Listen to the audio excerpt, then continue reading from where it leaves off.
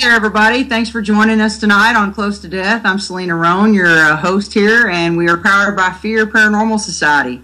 Tonight, I have a pretty exciting guest on that is known as one of the most, actually the world's extreme escape artist, Steve Santini. How you doing tonight, Steve? How are you, Selena? I am awesome. And this is so great to finally get to talk to you. Yeah, I know. I've been waiting. I know we had issues trying to get this scheduled and because of electrical storms, and I didn't want to take a chance on having to cut you short. So, or you having to cut us short. So I'm glad we got it all worked out. I am really happy. I'm really excited as well to appear at Phantom Fest. I mean, yeah. It's been a long time since I've been in San Antonio, and I can't wait to come back. Yeah, it's going to be a very interesting fest, I do believe. There's so much stuff there and so many different people. It's going to be totally interesting. But a lot of people recognize you from, like, Deals from the Dark Side. Can you tell us a bit about the show for those that haven't seen it, and also some of your favorite experiences from it? Well, you know, I'm a person that collects objects, and I always have, that have a very dark history. You know, I'm drawn to dark history objects. We're talking about really old things, you know, Viking weapons, medieval instruments of torture, execution machines, like real things from centuries ago. And, you know, a number of years ago, I created a show called Deals from the Dark Side, which Sci-Fi picked up and ran for 13 episodes. And basically the show was intended to mirror a good part of my life, or a portion of it, where myself and some friends would hunt out these objects, track them down, and then, you know, using history and research, try and prove or disprove they are what they were claimed to be. So, I mean, the show was really cool. We got to travel all over North America in a vintage hearse, you know, going from place to place and encountering some really amazing objects. I mean, there were objects, there was a knife purported to have been used and lost by Jack the Ripper after the second Ripper murder. There were ankle shackles used in a notorious witch torture prison in Bamberg, Germany, where hundreds of people were tortured to death. It was remarkable, the things we found on the journey. And, you know, I got to add some great pieces to the collection. And it's unfortunate we only went one season. I mean, it was a good show, and I think it was a little bit ahead of its time. Yeah, you know, Sci-Fi and a lot of the actual networks have an issue with running a good show longer than one season. You know, I don't understand it. You know, they did my friends at Deep South Paranormal the same way. You know, they're like, yeah, one season and you're out. So, I don't know. I guess they have ADHD pretty bad, and they want to, like, they lose interest fast in their shows. I'm not sure, but what blows my mind is that since then, like, I think that was a year and a half, 2 years ago that we were on Sci-Fi, Deals from the Dark Side is now aired in practically every country on the globe. I mean, it's playing right now in Spain. It's playing right now as we speak in Finland or Sweden. It's really, I'm amazed that nobody's come back to me basically and said, look, would you pick this? Would you be willing to do more of these for a different network? If they would, I would be very happy to entertain that prospect, because people have a fascination with dark history. I mean, you know, whether they admit it or not, everybody likes to hear the gruesome story of that axe did what? That took someone's head off.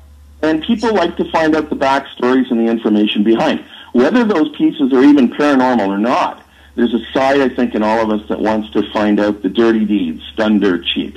So, you know, it's a fun show.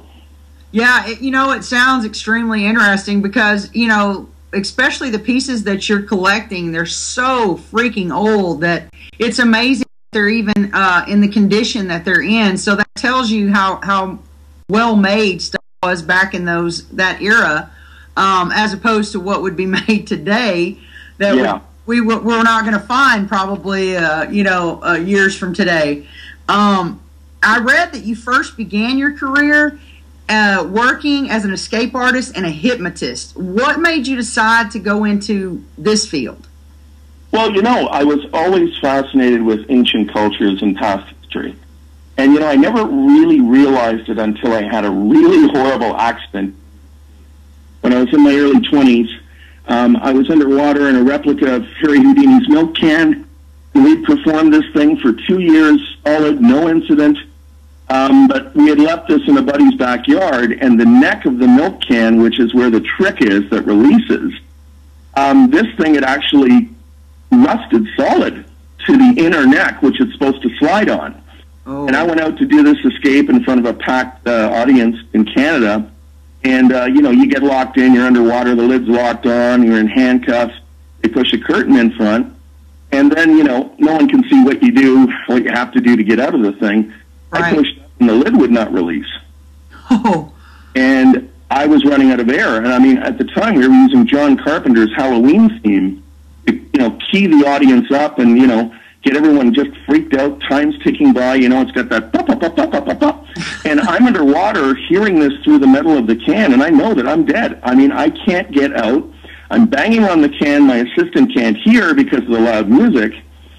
And after 4 minutes, when they finally pulled the curtain back and I wasn't standing there soaking wet, everybody went mental. A police officer fortunately managed to get the lid off the tank, and I was dead. When they pulled me out, I was dead. I mean, I had no vital signs. I was taken to the hospital, and they worked on me the whole way there. They got my heart going again. Wow. And after that incident, the weirdest thing, and this really happened, I became a lot more sensitive. We would go to historic places, or I was always a collector, but after that accident, I would be in a historic place, or I'd be handling a historic object, and I could very clearly see in 80% of the cases what that had been used for, who was standing beside me, who was behind me, and that drove me to collect even more.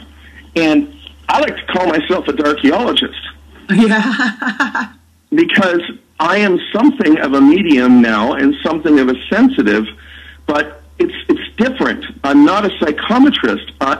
I only get those impressions from handling objects that have a very dark history. And I think it's weird because my life path now has been to find those objects, and I speak for the people that they harmed. So it's quite a bit different than I think, an ordinary psychometrist asking for your wedding ring or something the living person owns, or even a dead person. In my case, I'm handling objects that took lives. And the information that I get both through natural research and also what the objects tell me, it enables me to speak for the people that they mutilated, tortured, killed, and butchered. Wow. That just is the things that they did to each other back in those days. It blows my mind. Hanging witches and things like that. Treating them as if they were like lepers. It was just, I don't know, the whole entire, we have a really dark history all over this world. And there is one piece that I did see that you posted on Facebook the other day. And it really intrigued me because I'm friends with a lot of vampires. Right. And the upside down cross is something that I don't understand a lot about. I need to, I guess, educate myself a little bit more. I know it was something, and I know you'll be able to tell me. Sure. They used it on this lock when they would lock up the witches. Can you tell us a little bit about that piece? Because it really interested me. Sure. Well, I know that, in America, people think witchcraft, they think of Salem, mm-hmm. where 11 people were executed. But really, where the witch hunts went out of control was in Germany and Switzerland and Austria in the 1600s. In a 300-year period over there, they killed and tortured and burnt over 200,000 men, women, and children as witches. I mean, it was a Holocaust. That's the burning times where, the people that were accused usually were wealthy people because when you were accused, tortured, and you admitted you were a witch, all your property went to the church in most cases. So they weren't, always picking on the old woman that lived outside of town that, had a herb garden or, danced in the moonlight. They wanted people with power and money. And this padlock comes from the 17th century, and it was used in Austria where they had a lot of witch hunts. And in the front of this iron, it's hand-forged iron. In the front of it is an inserted brass piece, it's called an escutcheon plate. But what it is it's an applique to make the lock more decorative. But the keyhole this brass piece is shaped like an upside-down crucifix. What this would have notified the jailer, whose job it was to look after the dungeons and the prisoners, was that whoever was wearing shackles locked with that padlock was unclean, unholy, meaning you're dealing with someone that is of the devil or is of the Antichrist. And the upside-down cross would have notified him that this is, take extra precautions when torturing or when confining this person, because the padlock they're wearing, shows that they are unholy. Wow. That was such a cool piece. I mean, when I saw it, I was like, wow, that is so interesting. And how, like I said, how old it is, and for the shape that it's in, it's amazing to me.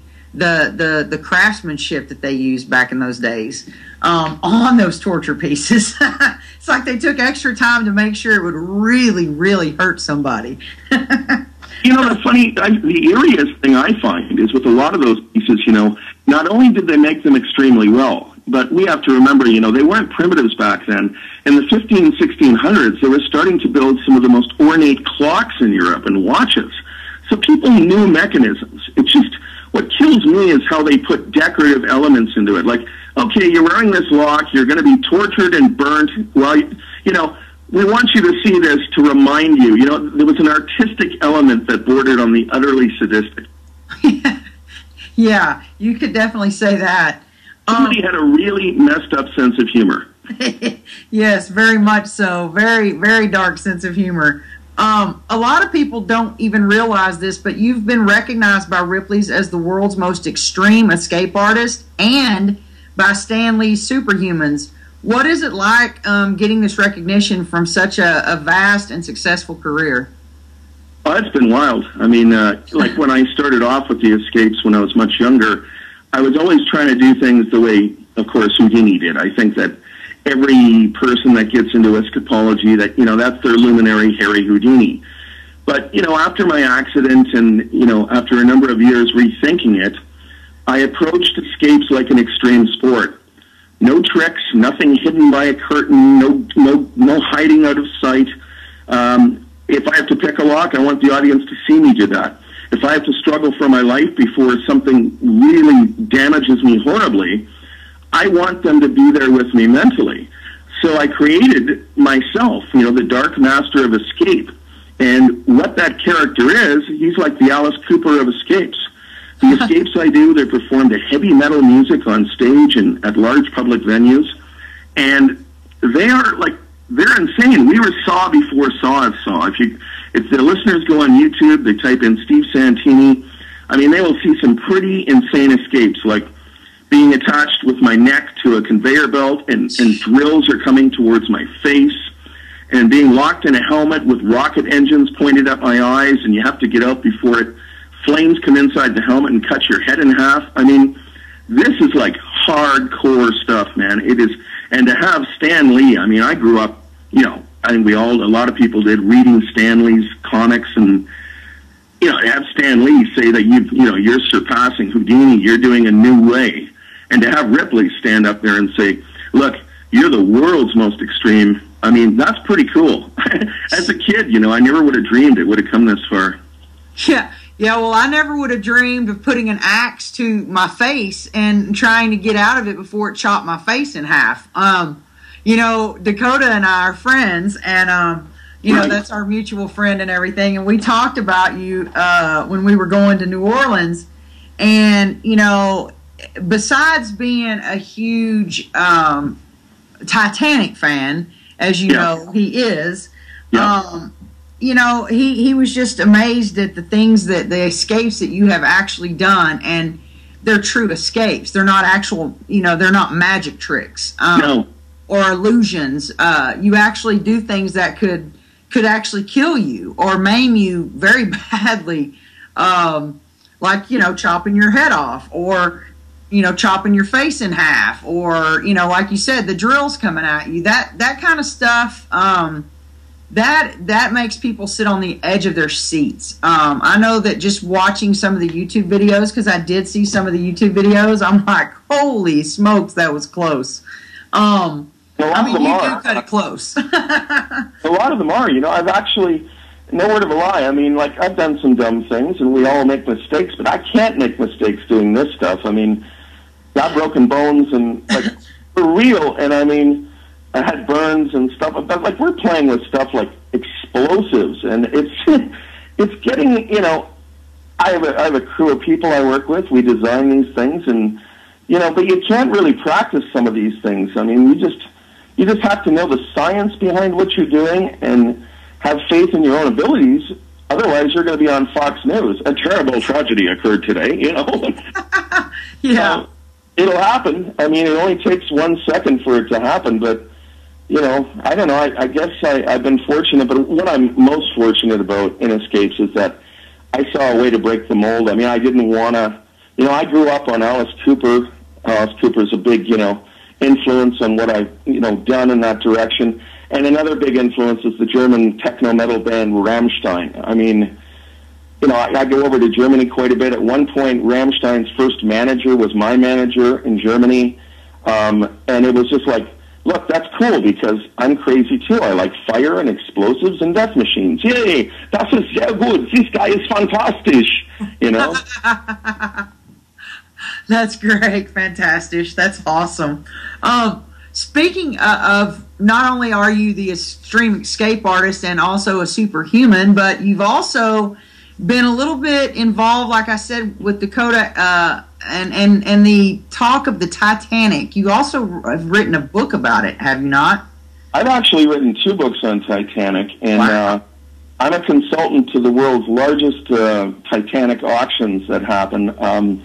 Usually I'm the guy they come to when they have a rare Titanic piece that they need authenticated. And probably the most impressive thing, I guess, if you want to talk Titanic, is I was a consulting historian to the art department on James Cameron's movie. Yes, I did know that. And how was it to work on that movie? I mean, my God, it must have been just totally epic in your you know. It was cool. I mean, but it came about in a really weird way. A friend of mine, Ken Marshall, who was the visual historian on that, Jim Cameron was like, gosh, we need measurements of deck chairs and we need better photos of the china. He wanted to recreate everything so perfectly. And Ken Marshall and Jim's like, where the hell do we get this stuff? We've got photos, but I need, you know, need to make exact copies. And Ken says, well, I know this dude that's been collecting Titanic his whole life. And he's got a deck chair, and he's got a life jacket, and he's got china that was on the boat. And so that's kind of how it came about happening. And I had no idea, I mean, that it was going to be the big phenomenon. Well, it became the movie anyway. I mean, Ken got a hold of me and said, can you get me measurements and pictures? And Jim really appreciates it. And Lightstorm, you're going to work with his company. And I'm like, yeah, okay, sure, fine. And we went like that through email. And then one day he got a hold of me, and he was in Rosarito, Mexico, where they were filming some of the scenes they built, one whole half of the ship there. And he said, can you and Vera get down here tomorrow? And I said, what? No. Like, I can't pick up and just fly down to Mexico. And he said, because they're doing the sailing scene tomorrow where everybody waves goodbye and they're going to, you know, have smoke coming out the funnels, and I got Jim's permission to bring you on set. And I couldn't go, you know? I know. But I had no idea. Look, like, I'd seen those other Titanic movies before this one, and I had no idea how cool that movie was going to be. And, you know, when I sat in the theater and I was asked to review it by CBC Radio in Canada, they sent me, you know, to see it in the theater, and I had to be on the radio the next morning giving my opinion of a movie I worked on I'd never seen. And man, oh man, I didn't want to talk about Titanic for 2 days. It hit me so hard. I was like, holy crap, you built the ship, Jim. You know, and when I saw the scene where they're all waving goodbye and the smoke's coming out of the funnel and she's pulling away from the dock, I was kicking myself going, you could have been there, dude. You could have been there watching that happen. But oh no, you couldn't fly that quick. Oh no. Yeah, there's always those things in life that you kick yourself in the rear end for not getting to do. And that's probably going to be one of yours for forever. But the movie, the visuals of the movie were just absolutely amazing. Yeah. I mean, I couldn't believe how just, I mean, I haven't done a whole lot. Like, I'm not real educated as far as on the Titanic. Like, I couldn't really talk to Dakota about exact things on the Titanic, but just seeing the ship and seeing the pictures from the past, next to each other, it was amazing what he did. And I don't think people really understand how close of a replica it actually was. It was incredible. Yeah. I mean, when the house here is always full of, like, literally, I'm upstairs on the 3rd floor, which I call the Midnight Museum, and it's loaded with artifacts. And right now, literally, I can look across the room. I'm staring at a Titanic deck chair, and right beside it is one from the rescue ship, the Carpathia. And, I'm looking, like, this is right here, right now, like, 13 feet across the room from me. And Jim's movie, though, like, I've lived around these objects a lot, but Jim's movie, somehow they started speaking again. When you think you know the story already, big ship and it sank and all those people died, that's really sad. But when you own objects from the ship, they whisper to you. They're always reminding you. But when I saw Jim's movie, holy crap, I came home and looked at those same objects I'd had for years, and they weren't whispering, they were yelling. They were like, parts of that night were just like coming out of them. It was, because Jim put faces on those, people that we'll never know. He showed us that turmoil that happened on those decks that night, and wow, I could never look at these objects the same again. Wow, that, and you were talking earlier about after your accident, I hear a lot of people do get more sensitive to having the abilities to hear things and feel things and pick up things after they have a serious accident. Oh, yeah. I was having deja vu and things like that as a child, and then I started having prophetic dreams, and then they stopped, and then I had a really, really bad accident, and right. I had another prophetic dream that ended in the Sioux City, Iowa crash that I dreamed like 2 weeks before it happened, the exact thing. And so, after that really bad head injury that I had, and then I started noticing, I was taking on more of my mom's emotions, more of my issues at home and things like that. So my empathic abilities started really kicking in high gear. I just didn't really pay them attention or even know that that's what they were. But it does seem to happen after a bad accident usually. Not only does it happen, like I was saying with these objects, I've always been something of an empath, but after the accident, wow, it went right over the top. It's like, how do I explain it? Like, I literally feel that I struck a deal with the dead. And the deal was, or I call them the ancient ones, and the deal was, we will allow you to keep finding the rarest objects on the planet. You have incredible luck as a collector and a researcher. We're going to let you keep doing that on one condition. You can't hoard them.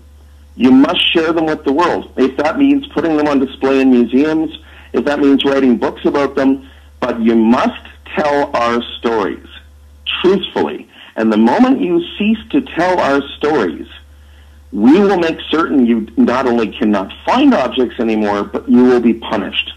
And I didn't sit down and hear a voice tell me all this one night, but it just is something I've always taken for granted, that there is this weird deal in place. And that came after my accident as well. Yeah, that is so, it happens like that a lot. And like I said, I've interviewed a lot of people and with abilities or with, ties to the paranormal, and or even ties not to the paranormal. And after an accident, they seem to have more sensitive, their senses are heightened more, to where they can pick up on stuff that they didn't even notice prior to.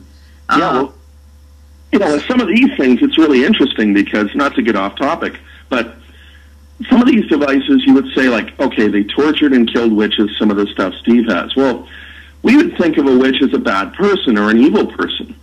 But, when I'm handling these things and collecting them and feeling their stories come through, what it really is it turns out that the person that suffered and died that really wants their story told, they were a good person. They weren't evil, they weren't wicked, and it often turns out the people that convicted them were wicked. The people that run the justice system, they were evil, and they were greedy. They wanted their land, they wanted their cattle, whatever it was. And it's really interesting because, it's a heck of a thing when it starts to happen, when you start to feel more sensitive, because it can really drive you a little bit crazy if you're not careful. You have to sit there and go, wait a minute, what's going on?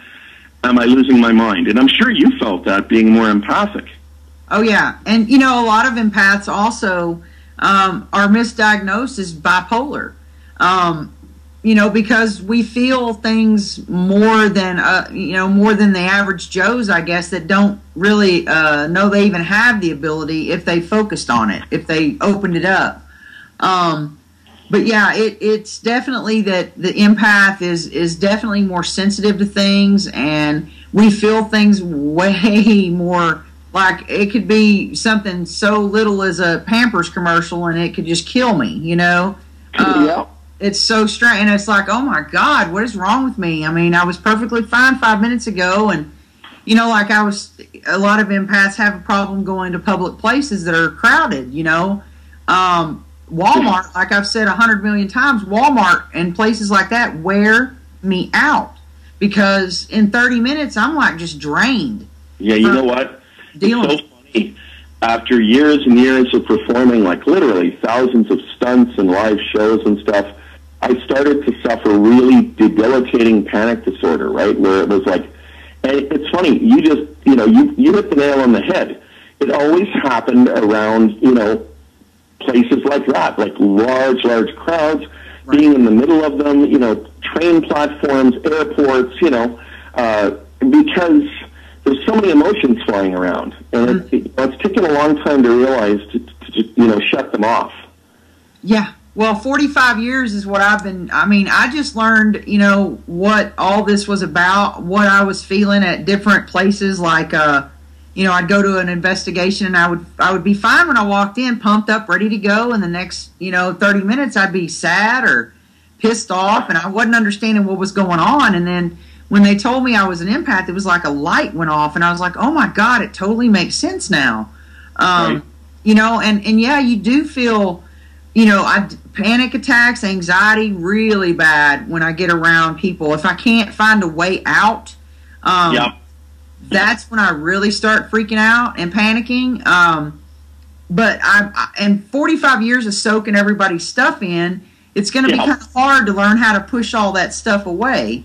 You know what's going to be the next big thing in paranormal?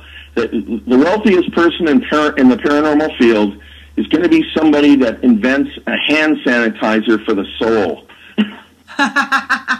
Because then, you know, we can shower, put this on, and all of a sudden it's all gone. But that's not going to happen. But I mean, that would, you know, that's something we all need, I think. Yeah, definitely. You know, I wish, you know, the paranormal has gotten so crazy and out of control, and I'm hoping that some of us can reel it back into where it should be instead of the competition that it has become. Because, you know, we're all doing the same exact thing, looking for the same answers, and you're looking for different answers, which is totally cool. But, you know, aside from your vastly successful career, you've also have the vast collection of the Viking memorabilia, items from the actual Titanic. Yep. But most recognizable torture instruments dating back literally hundreds of years of absolutely vile methods to harm and kill people. What difference do you feel you've made with your collection and its exhibition? Well, I mean, every time we've had things on display, and I've been on hand to speak to people, I've educated them to look deeply at the dark side of human nature. Most people, when attending an exhibition of the artifacts that we have in the collections, they just won't go, or they won't go in, or they'll tell their children, no, you're not going. And, you know, if we don't learn from the past, of course, that old saying, you know, you're condemned to repeat it. And I think the most successful thing that collecting these plain and simply viewed as evil objects is that I'm able to educate people to look inside ourselves. Look, don't think that just because we burnt witches 600 years ago, we can't do it again. Because there's a part of us that is quite plainly savage. There's a part of us that is still so superstitious, still so petty, still so jealous. And that's what the greatest thing about collecting these sorts of cursed objects is. I mean, people say, God, your house must be haunted as hell with all the things you got there. It's not. because I have a deal. If I was just a guy, wanted the stuff to show off, that would break the deal. The deal is I have to share it. And that's the best, most satisfying part of it. I don't collect it because I'm morbid. It comes to me. I mean, there's ways to find it, and it seems to come to me easily because, once again, they want their stories told. And when I can do that, and suddenly somebody walks out of an exhibition or a museum hall where we've had objects on display, and they say, you know what, I wasn't going to come in here because I'm grossed out by these things, or I thought this was sensationalistic or morbid. You just educated me on the justice conditions of the time, or you just told me about the life of a solitary executioner, and I'm not looking at this person as a fiend anymore. I'm looking at a person with a job and a family and, traditions and customs. That, oh man, that makes me sleep so well at night when that happens. Yeah, we were talking earlier kind of about, John Zaffis before we started talking about how he collects the haunted things, and you collect the more darker side. And, way darker. Yeah, way darker. Like I've even seen some of your torture devices that you have, where I guess they put fingers in this metal clamp type thing, and oh God. And well, see, John, I've never met John, by the way, but I know that John collects things that are claimed to be haunted, and like I said, it's quite unusual. If you would, we've had psychics come to the third floor here. We've had whole paranormal investigation teams come to the house. Their equipment behaves in ways they've never seen before. Every single one of them. They freak out. They just we can't handle it. And they say, how do you live with it?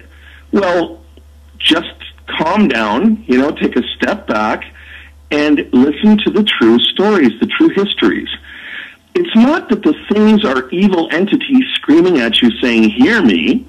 It's that they're really hurting after all these years. And they just want someone to take away the stigma. They want someone to understand them. They don't want to be sent to the light. I don't have a single object here I've ever had someone perform an exorcism on because they think that's absurd. If something has that history attached to it, it's not going to harm you if you live with it and respect it. I think everybody, in the paranormal world, everybody goes, oh, let's cleanse it. Let's cleanse it. Why? If you cleanse it, if you cleanse any object of any energy, be it good or bad, you're not learning to live with it. That energy has a right to be there. More than a right, you have to cleanse it and drive it to where you think it needs to be. This is what that's just my opinion. And I'm telling you, I am living right now in a house with over 1,000 objects that have beheaded people, pulled people limb from limb. I have the skull here of a witch that was burned in the 1500s with the iron gag still locked in her mouth so she could not curse the town as she burned at the stake. I mean, there are things here. We're not talking about a clown or a doll that somebody said, oh, it moves at night. Oh, no. No. These things are genuinely cloaked in every emotion they elicited. However, I want them to have that emotion. They need it. They need it to keep living and speaking. Yeah, that's true. They do have stories to tell. And I mean, when you die in such a horrific way, I'm sure you are tortured in eternity for, whatever you did or whatever they thought you did or was accused of doing. I was going to ask, do you have anything that was used on vampires or? Well, in the collection we have a vampire killing kit from the Victorian period, but I should make it quite clear that none of the vampire killing kits that exist were ever used on vampires. They were created during the Victorian period as sort of a cabinet of curiosities item by people that like to have weird stuff in their houses. The Victorians used to collect mummies and all kinds of odd little things to show people. So, but there is one thing that I do have. It's a very large iron spike, and it's from Romania. And this was found in the coffin of a person that was believed to be a vampire. Now, the Hollywood idea of let's drive the stake through the heart, a wooden stake through the heart, it probably comes from this ancient Romanian custom, which is if a person was believed to be a vampire, before you bury them in the ground in their coffin, you drive an iron stake through their chest, not the heart necessarily, but through the chest. And the idea was you are now pinning them to the inside of the coffin so that they cannot get up out of the grave. Oh. So issue closed. You know what I mean? Like, yeah. oh, dude, no, and how they would come up with that isn't that, you know, somebody would see the person after they died walking around or flying around as a bat. They would just say, this person has lived a very evil life. Suppose you were a killer or a murderer, a robber, and they would take that precaution. They'd say, well, you know what? Somebody with an evil heart, like this dude, this criminal, we're going to stake him in his coffin so he will not return to feed on the blood of the living. So I do have this, and it's from the 1500s, so that's the closest thing to vampires. Wow, that's crazy. What, you know, you said you almost died from the Houdini trick. Have you almost gotten close any other time that was closer than that or just as close as that when you were doing an escape? Oh, yeah. There's footage on YouTube. I can't remember what the title is, but I'm doing an escape where I'm chained up behind a muscle truck, and it's at a beach, and there's like 100 feet of rope on the sand in front of me, and I'm shackled in this medieval torture device, which has my thumbs and thumb screws. There's this wicked iron blade hooked down, pointed at my chest. My elbows are tied to this rope, which are hooked up to the back of this dragster, and there's a 1 minute countdown. And then that guy takes off down the beach, and the rope is in a coil, and you can just see it go, and he's just booking it. And at the last couple seconds, I realized my one thumb is still trapped in this torture device, and it's a split-second thing, and I broke my thumb to get out. He can literally see me snap the thumb out, pull back, and at the second I pull back, like half a second, the rope just flies up. If I'd not done that, the car would have pulled me apart. Like, it was... It's on YouTube, and I think it's called Drag to Death. Oh, my God. Yeah. That's what would have happened if that hadn't come off. So that was... You know how they say in books and movies that the last minutes of your life seem to take forever or go into slow motion? It did that day, and I'm lucky. I'm really lucky. Woo! Slow motion, but all in split seconds. That is...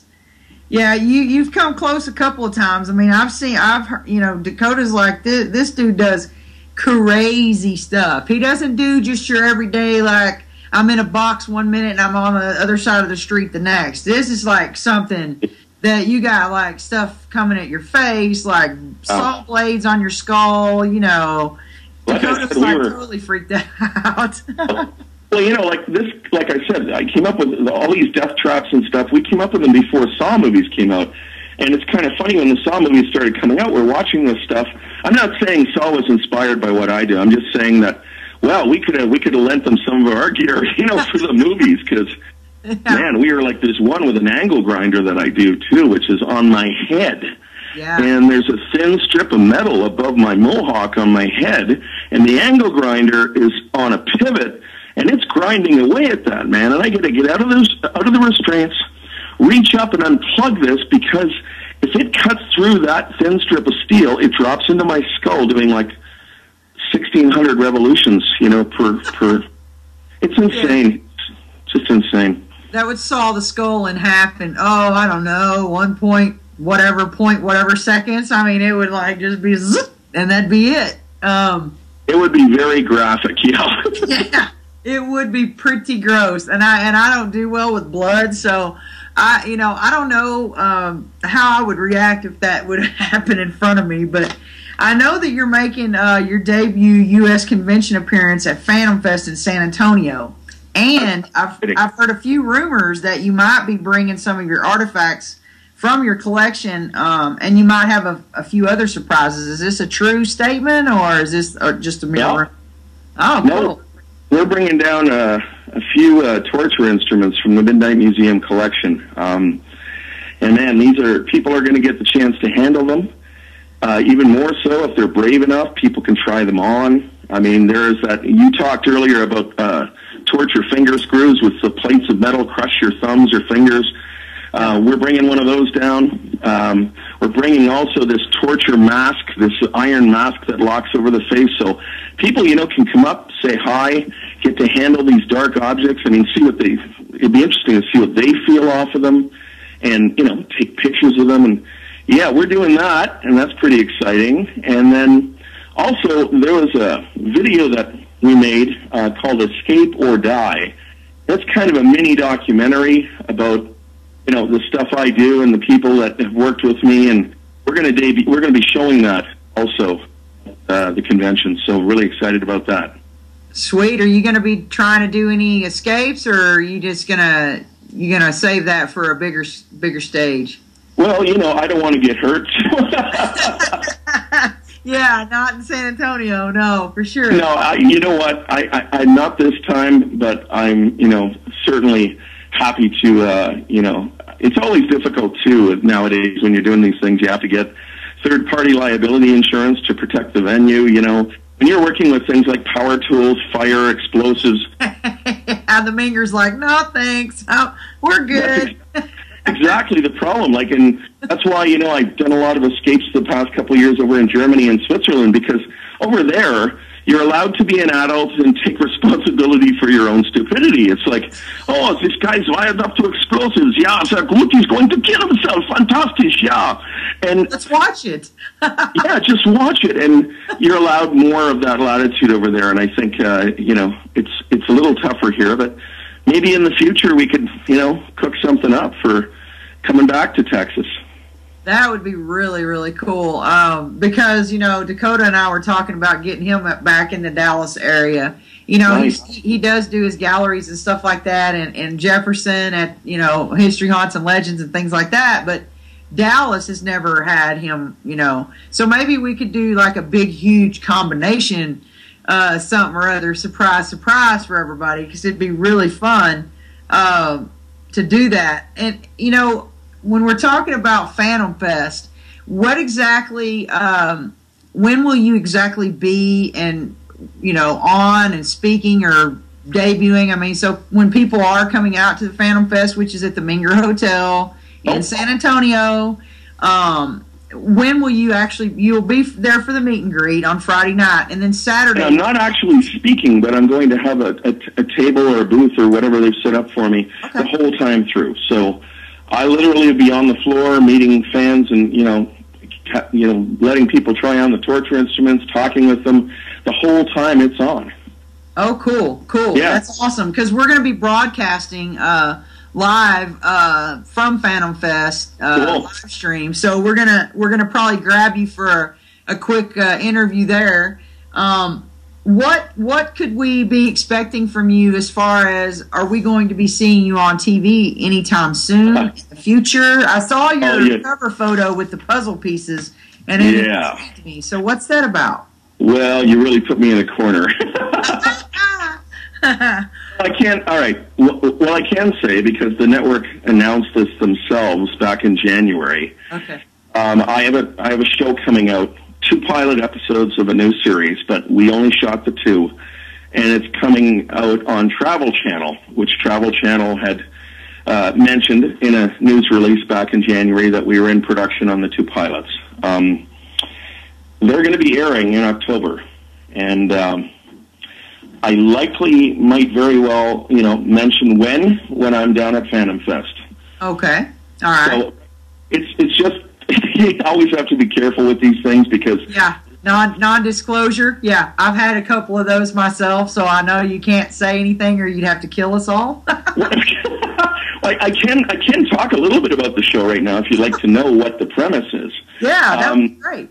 The premise of the show, it's really cool. It comes from something I created many years ago, a TV show pitch called Locked in the Past. And that is where we would travel to the places of famous historical punishments, tortures, imprisonments, and, examine the place, talk about the past history, and then, in effect, I would try and escape what these people went through, way back in the day, using only objects they would have available back in the day.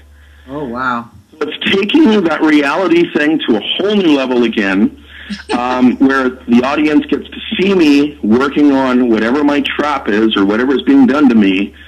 And I'll tell you, the first 2 episodes, man, I mean, we just did 2 pilots. And, you know, of course, depending on how they go, you know, it'll make a difference, you know, and if we get more. But I'll tell you, I can't tell you what I'm doing in them, but I can tell you both of them hurt like hell. And they were extremely dangerous, using old school methods of making people go, holy crap, make it stop.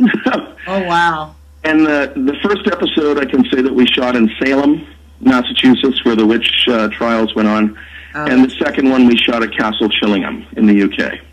Wow. How cool is that to get to travel everywhere that you get to travel for these pieces, too? It'll be really cool if these pilots do well enough that they order more and we get to travel more.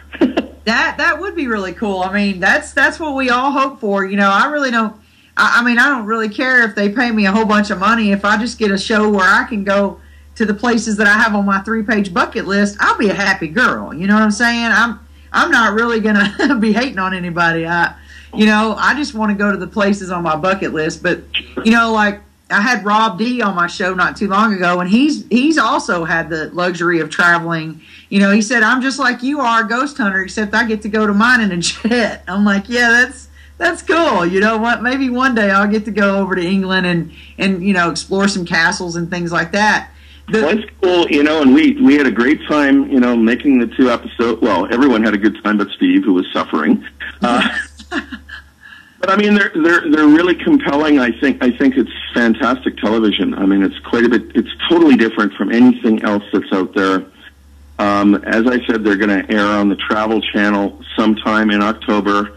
I know the dates, but I just have to make sure that I can spell it. And I know the title, but I can't spell that yet either. So hopefully by Phantom Fest, I'll have the okay from the executives, the suits, to spell that news. Well, that will be awesome, because if that's the case, then I will probably have the news flash on our live broadcast. So they need to be watching for you to be on there, and I will always say on my Facebook page who and what is fixing to come up on the interview list too. So where can people find you and find your museum and all that good stuff? Tell everybody where they can find your stuff. Well, we operated a museum this summer in a place called Sable Beach up here in Canada, but that was just for one summer. We've taken the objects back here at home, and that's kind of done by private appointment. But where they can find me and read all about the crazy stuff Steve does and you know, what's coming up, hopefully, and is to go to, there's 2 sites. One is www.santinicentral.com. Now, that site has literally everything that I do, you know, the books I've written, you know, not just the extreme escapes. And then there's another site which is just hardcore escape stuff, which is www.thedarkmaster.com. So it's santinicentral.com and thedarkmaster.com. And the Steve Santini that we're referring to does not play hockey. I'm just letting y'all know, because I am a hockey fan, and I'm like, wow, it's like there's 2 Steve Santinis. There's like the escape artist and the hockey player. How cool is that? But yeah, I really feel sorry for this guy, you know, Selena, because I'm sure when people do a search, they're like, what? You collect torture stuff? Dude, I thought you played for the NHL. I mean, I'm sure that I hope people know the difference. There's no way it's a compliment to me, because I'm nowhere near fit enough to be an NHL hockey player. But I don't think the compliment goes both ways for him. Yeah, you know, speaking of the torture devices, the ones with the fingers, the crusher, that made me think of the movie Casino. And when that guy was counting cards and they crunched his fingers, I go, man, the mob would have loved that piece right there. You know, they hit his hand with a hammer, I think. Oh my gosh. Oh my God. I was like, Jesus Christ, that had to hurt it. I mean, they slammed it with it.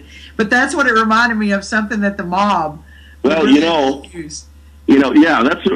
we're going to have. That's the ultimate surprise. At Phantom Fest, Joe Pesci will be at my booth working the torture instruments on other people. All right, step right up. You want to put the torture mask on? Okay, we're going to tighten this screw here. Okay, just stop screaming. You can't stop screaming. Shut them up. It's going to be great. Yeah, Joe Pesci cracks me up, man. I'm like, funny how? Well, funny how, man? I'm here to amuse you. I'm here to make you laugh. What? I'm funny like a clown? What? Yeah. Yeah. We are gonna have so much fun at Phantom Fest, and I'm looking so forward to meeting you. Yeah, me. Dakota has done nothing but talk about how cool you are and everything like that, and so I really can't wait, and I appreciate you taking your time out of your evening to be with us tonight, and I hope to have you on again after your show comes out, and hopefully the pilots will take off, and we'll get to see a lot more of you. Well, I sure hope so, and I can't thank you enough for having me on. And the last time I was in Texas at San Antonio, I kid you not, I was 13 years old. Wow. That's a long time ago. We won't say how long. Let's just say that's a while ago. And I'm looking forward to coming back. I loved it then. I went to the Alamo last time, and what I liked the best about San Antonio was the canal system, with the boats and the shops along the water. Riverwalk, yeah, the Riverwalk, and the Minger is right right across the street from the Alamo. That's crazy. Yeah, and then the Riverwalk is I'm talking not even, it's boom right there. So wow. You're gonna really love it. It's gonna be really cool, and we're gonna have a great time. Cool. Phantom Fest is going to be awesome. So, right on. Well, let me send a shout out to everybody that's coming to Phantom Fest. This is Steve Santini, and I look forward to meeting all of you and shaking your hand and talking unusual history, paranormal, whatever you like. And come on by the booth and try on some torture instruments and check them out. And man, oh man, it's a real honor. So thanks for having me in San Antonio, and we'll see you in a few short weeks. All right, I'll see you in a few short weeks, Steve. Thanks a lot. Take care. Thanks. All right, you too. Bye-bye. Bye-bye. All right, I hope everybody enjoyed that. Like we were talking about, the big events that we are going to be going to, and Steve Santini, along with Dakota Lawrence and others, will be at, is Phantom Fest, which is at the Minger Hotel in San Antonio. September 26th is the meet and greet and the investigations, and the 27th is lectures, the gallery, and the after party with DJ Kaz. If you look on Fear Paranormal, their Facebook page, we've got all kinds of things about Phantom Fest up there, and you need to get your VIP ticket pretty quick because they're going fast. We have about 3 weeks left, so don't miss that. The next event is going to be Mississippi Parafest, which is October 3rd through the 5th in Vicksburg, Mississippi.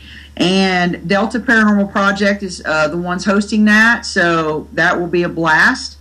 Then the next one is Beckham Spirit Fest, which is in Mineola, Texas, October 18th at the Beckham Hotel. A few of us will be speaking, and there will be an investigation later that night. So you need to check that one out. And last but not least on the events is History, Haunts, and Legends, which is in Jefferson, Texas. Jody puts a really good convention on, and there will be lots of speakers, and Dakota Lawrence will also be doing a gallery there as well, and that's November 1st. Then I have sponsors to thank before we close out tonight. And my sponsors are Miss Hattie's Place in Belton, Texas. You need to check it out. Prices are at an all-time low right now, but after October 1st, they're going back up to the regular prices of, I believe it's $300, something like that, for a group of 8. So let me know if you want to schedule your stay at Miss Hattie's, because I'm helping her out with that. Galena's Murder Bordello in Galena, Kansas is my other sponsor. They are totally cool, and the place is active as can be. They are having an October 31st Halloween ghost hunting tour, so go and check that out. Get on the Galena Murder Bordello page and sign up for that if you're in the area. And last but not least, NOLA Ghost Hunting Tours. I want to send a shout out to Chris Malonson and Kevin Betzer and send my prayers for them today. They lost a very special friend. And I wanted to give them a shout out. So, guys, my thoughts are with you. And I will be back after my vacation. Peace out. Everybody have a good one. So, it's a fun show. Yeah, it sounds extremely interesting because, especially the pieces that you're collecting, they're so freaking old that it's amazing they're even in the condition that they're in. So that tells you how well made stuff was back in that era, as opposed to what would be made today that we're not going to find probably years from today. I read that you first began your career working as an escape artist and a hypnotist. What made you decide to go into this field? Well, I was always fascinated with ancient cultures and past history. And, I never really realized it until I had a really horrible accident. When I was in my early 20s, I was underwater in a replica of Harry Houdini's milk can. And we performed this thing for 2 years, solid, no incident. But we had left this in a buddy's backyard, and the neck of the milk can, which is where the trick is, decided as well to appear at Phantom Fest. I mean, it's been a long time since I've been in San Antonio, and I can't wait to come back. Yeah, it's going to be a very interesting fest, I do believe. There's so much stuff there and so many different people. It's going to be totally interesting. But a lot of people recognize you from Deals from the Dark Side. Can you tell us a bit about the show for those that haven't seen it, and also some of your favorite experiences from it? Well, I'm a person that collects objects, and I always have, that have a very dark history. I'm drawn to dark history objects. We're talking about really old things, Viking weapons, medieval instruments of torture, execution machines, like real things from centuries ago. And, a number of years ago, I created a show called Deals from the Dark Side, which Sci-Fi picked up and ran for 13 episodes. And basically, the show was intended to mirror a good part of my life, or a portion of it, where myself and some friends would hunt out these objects.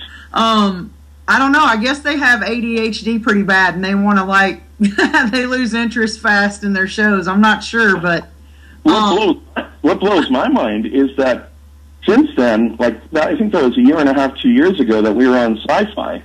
Deals from the Dark Side is now aired in practically every country on the globe. I mean, it's playing right now in Spain. It's playing right now as we speak in Finland or Sweden. It's really, I'm amazed that nobody's come back to me basically and said, look, would you pick this? Would you be willing to do more of these for a different network? If they would, I would be very happy to entertain that prospect, because people have a fascination with dark history. I mean, whether they admit it or not, everybody likes to hear the gruesome story of that axe did what? That took someone's head off. And people like to find out the backstories and the information behind. Whether those pieces are even paranormal or not, there's a side, I think, in all of us that wants to find out the dirty deeds, done dirt cheap. Track them down, and then, using history and research, try and prove or disprove they are what they were claimed to be. So, I mean, the show was really cool. We got to travel all over North America in a vintage hearse, going from place to place and encountering some really amazing objects. I mean, there were objects, there was a knife purported to have been used and lost by Jack the Ripper after the second Ripper murder. There were ankle shackles used in a notorious witch torture prison in Bamberg, Germany, where hundreds of people were tortured to death. It was remarkable, the things we found on the journey. And, I got to add some great pieces to the collection. And it's unfortunate we only went one season. I mean, it was a good show, and I think it was a little bit ahead of its time. Yeah, Sci-Fi and a lot of the actual networks have an issue with running a good show longer than one season. I don't understand it. They did my friends at Deep South Paranormal the same way. They're like, yeah, one season and you're out. So.